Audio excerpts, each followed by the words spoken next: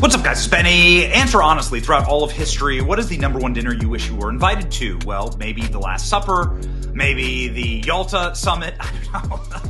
But arguably, one of the top dinners that you wish you were there and a seat at the table, just even to listen in, would be Donald Trump, Bill Maher, Kid Rock, and Dana White. And that is who had dinner at the White House just last week. Now, Libs lost their damn minds that Bill Maher would go do this. Well, Bill Maher is back with a massive FU to those Libs, saying literally, F off. I don't give an F. I loved my dinner with Donald Trump. And this is a wonderful moment for America. Ladies and gentlemen, Bill Maher, take it away, telling his audience what happened in the lead up to that dinner and what it was like being welcomed to the White House by President Trump. As you know, 12 days ago, I had dinner with President Trump, a dinner that was set up by my friend Kid Rock, because we share a belief that there's got to be something better than hurling insults from 3,000 miles away. And let me first say that to all the people who treated this like it was some kind of summit meeting, you're ridiculous. Like I was going to sign a treaty or something. I have no power. I'm a fucking comedian, and he's the most powerful leader in the world. I'm not the leader of anything, except maybe a contingent of centrist-minded people who think there's got to be a better way of running this country than hating each other every minute. So, thank you.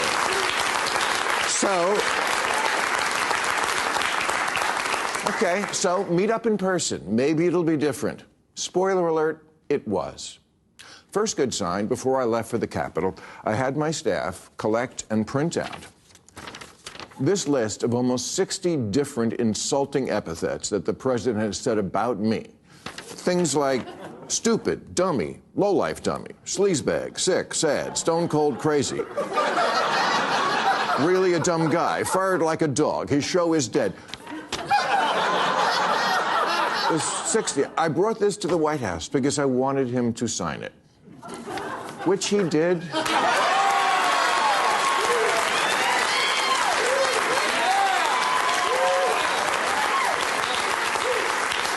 Which he did with good humor. And I know as I say that, millions of liberal sphincters just tightened. Oh my God, Bill, are you going to say something nice about him? What I'm going to do is report exactly what happened. You decide what you think about it. And if that's not enough pure Trump hate for you, I don't give a Bill Maher carried on explaining what Trump was like behind the scenes to his audience, that is mostly liberal in Los Angeles, gasping. Listen to this. And he gave me a bunch of hats, but he didn't ask me to take a picture in one, which I appreciated.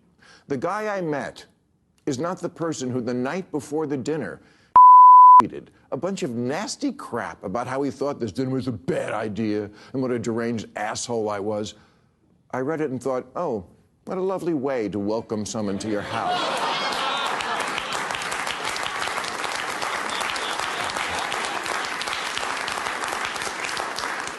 But when I got there, that guy wasn't living there. Now, does Trump want respect? Of course, who doesn't? My friend said to me, what are you going to wear to the White House? I said, I don't know, but I'm not going to dress like Zelensky, I'll tell you that.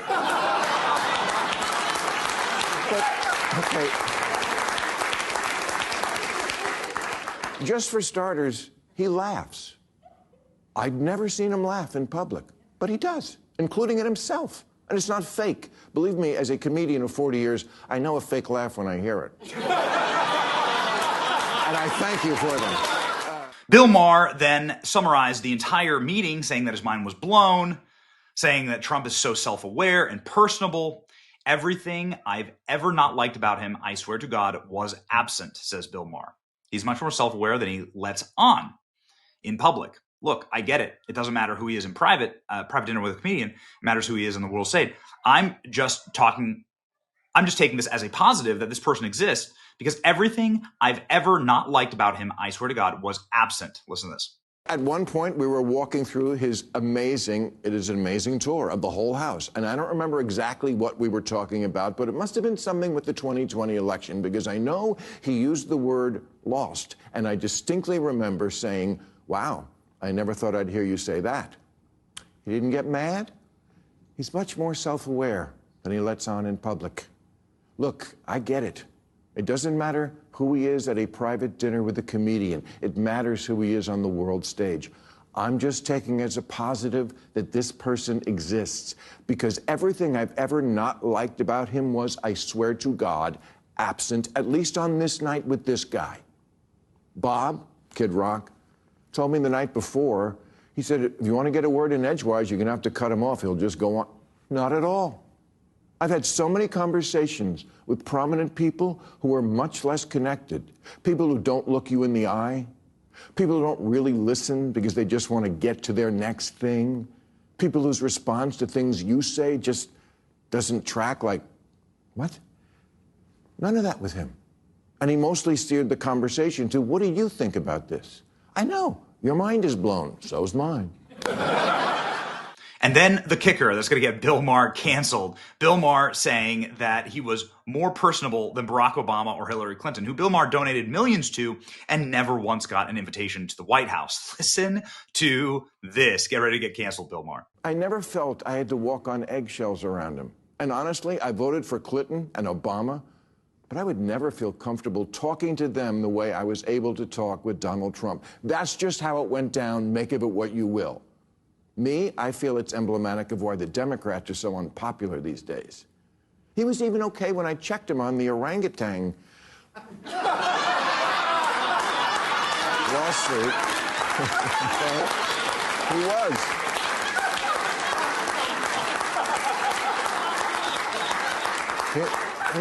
He said to Dana White, you know, Bill said my father was an orangutan, and I really love my father. And I said, well, Mr. President, I did that because I didn't like what you were doing regarding Obama's birth origins. I thought that was low. Again, no anger, just a little smile as if to say, yeah, I get it. I love him saying that it's emblematic of why Democrats are so unpopular these days, right? Talking about how the first tryst with Bill Maher was like the orangutan joke, right? That Donald Trump looks like an orangutan. And then Bill Maher goes on to describe what he wants out of Trump, saying he wants Donald Trump to be the guy that he had dinner with. Well, here we go. The most surreal part of the whole night was when I got home. I flew back right after the dinner, and I'm in bed watching 60 Minutes from the night before. And there's Trump in one of their stories, standing at a podium in a room that looked to me like one of the rooms and places we'd just been in. And he's ranting, disgusting, you're a terrible person. And I'm like, who's that guy? What happened to Glinda the Good Witch?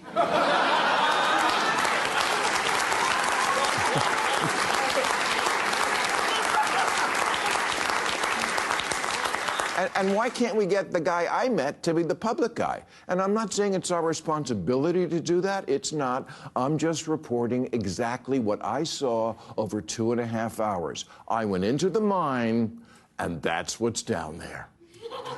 A crazy person doesn't live in the White House. A person who plays a crazy person on TV a lot lives there, which I know is fucked up. It's just not as fucked up as I thought it was. These clips are going thermonuclear viral. Bill Maher sharing them himself. Bill Maher saying, you know, listen, everything you've heard about Donald Trump is a lie. That's amazing.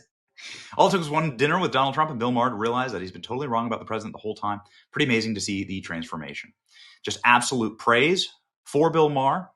Again, here's the Bill Maher posting this.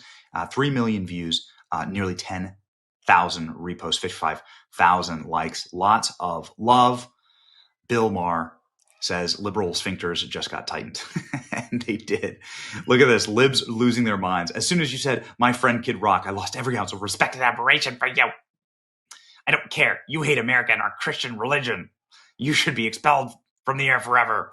You've just been conned like millions of gullible followers.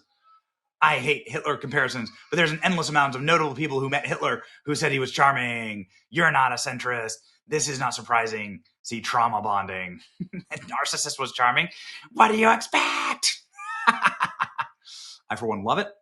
I've said it a million times over. This is a strategy from President Trump to take one of the greatest weapons that's used against him and turn it against his actual enemy. It's brilliant. It's genius. Trump saw an opening, and he went there.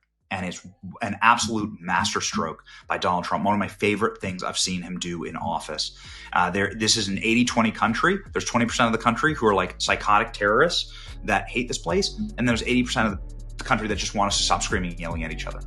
And so I love the representation of that side of the country. And I love this move. It's your boy Benny.